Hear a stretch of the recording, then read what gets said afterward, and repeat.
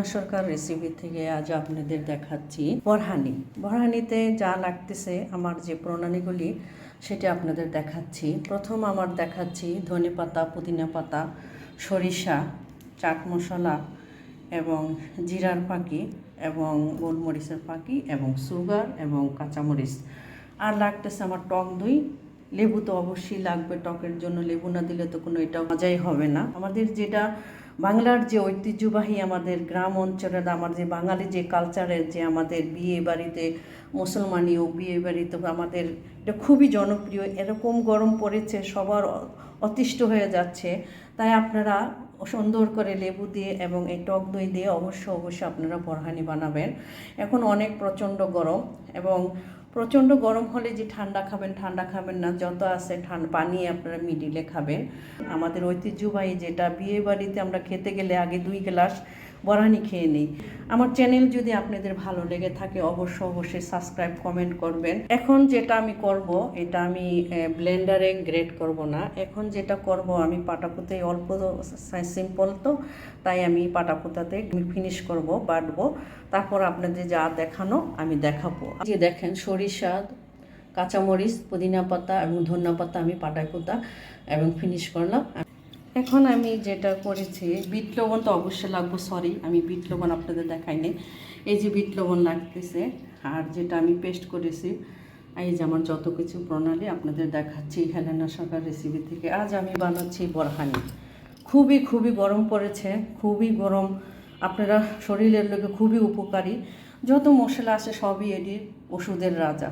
Bit লবণ বলেন, তার জিরার ফাঁকি, চাট মশলা, ধনে পাতা, পুদিনা পাতা, মরিচ, বিট লবণ, সুগার যতটুকু যে পরিমাণে আপনারা খেতে পারেন। মরিচ যত বেশি দিবেন না, বেশি দিতে গেলে আপনার গলা জ্বলবে। আর পরিমাণে সব কিছু দিবেন, পরিমাণে। আর তো লেবুর রস আমি দিব, লেবুর রস ছাড়া তো হবেই না, এটা খুবই টেস্ট হবে, আপনারা দেখতে থাকুন। এই যে দেখেন লেবুর রস, এই যে আমি লেবুর রস চিপে রেখেছি। আর এক করে যত প্রণালীগুলি আমি এখন ঢেলে দেবো, আপনারা দেখতে থাকেন। আর যেটা টক দই, যেটা এই যে দেখেন টক দই, এই যে এই টক দই আমি বানাচ্ছি।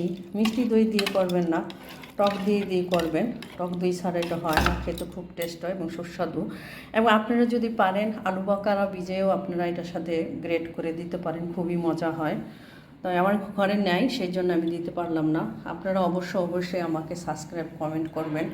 আমার যদি কোনো কথার যদি কোনো ভুল ত্রুটি হয়ে থাকে ক্ষমার চোখে দেখবেন। আমার প্রবাসী ভাই বোনেরা খুবই গরম পড়েছে, আপনারা অবশ্যই এটা বানায় খাবেন বরহানি। আমাদের যে বাঙালি কালচারগুলি আমরা আপনাদের মাঝে তুলে ধরি, পুরানো যে স্মৃতিগুলি আমি তুলে ধরি।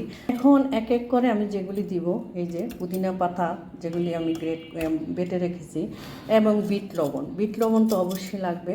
আমি সব এক করে সব দিয়ে দেবো, সব কিছু এক করে, যত মশলা, চাট মশলা সব কিছু আমি এক করে সব দিতে থাকবো, আপনারা দেখেন। এবং সাথে যেটা আমি একটু পানি দেবো, আধা গ্লাস পানি দেবো, কারণ বেশি গাঢ় হয়ে যায়। এটা পরিমাণে যতটুকু, বেশি গাঢ়ও ভালো না এবং বেশি পানিও ভালো না। তো এই যে সাথে আমি এখন এই যে লেবুর রস ঢেলে দিলাম। লেবুর রস অবশ্যই আপনারা দিবেন। এবং যেটা সরিষা সেটাও আপনার দিতে হবে। সরিষাটা একটু ঝাঁঝ লাগে, খেতে খুবই টেস্ট লাগে, খুবই মজা।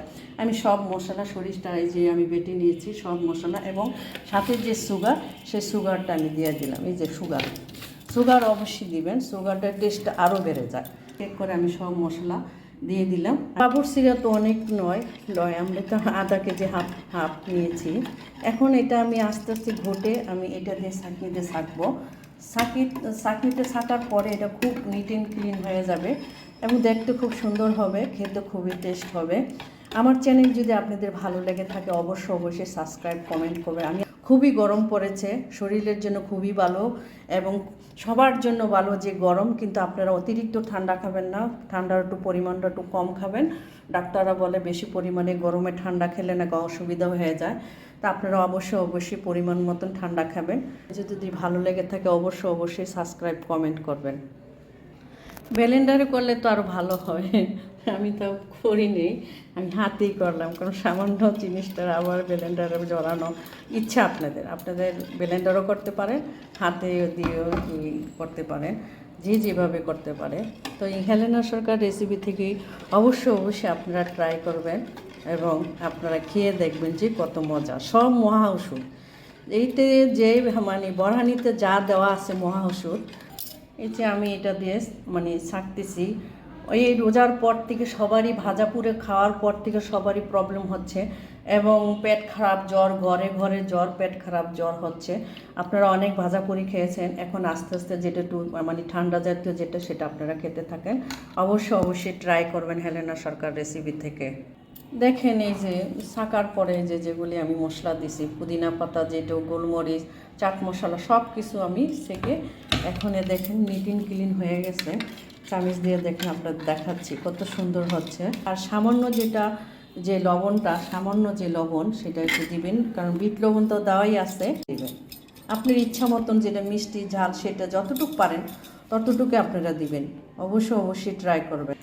হয়ে গেল আমার যে বরহানি, আমার 3 গ্লাস হয়েছে। আপনারা দেখেন কত সুন্দর হয়েছে। এই গরমে অবশ্যই মহা ওষুধ আপনারা অবশ্যই খাবেন। সব ওষুধের জিনিস, যেটা শরীরের জন্য খুবই উপকার। আমার যদি ভুল ত্রুটি কোনো দেখবেন, ক্ষমার চোখে দেখবেন। অবশ্যই আমার প্রবাসী ভাই বোনরা, এবং প্রচণ্ড গরম প্রবাসে, অনেক গরম। দুবাই, তারপরে সৌদি আরব, সব দেশে, এশিয়া মহাদেশে, আমাদের বাংলাদেশেও অনেক গরম। তা আপনারা অবশ্যই ট্রাই করবেন। যদি আপনাদের ভালো লেগে থাকে, দেখতে দেখতে আমার চ্যানেল ভালো লেগে যাবে, অবশ্যই সাবস্ক্রাইব, কমেন্ট করবেন এবং ফলো করবেন।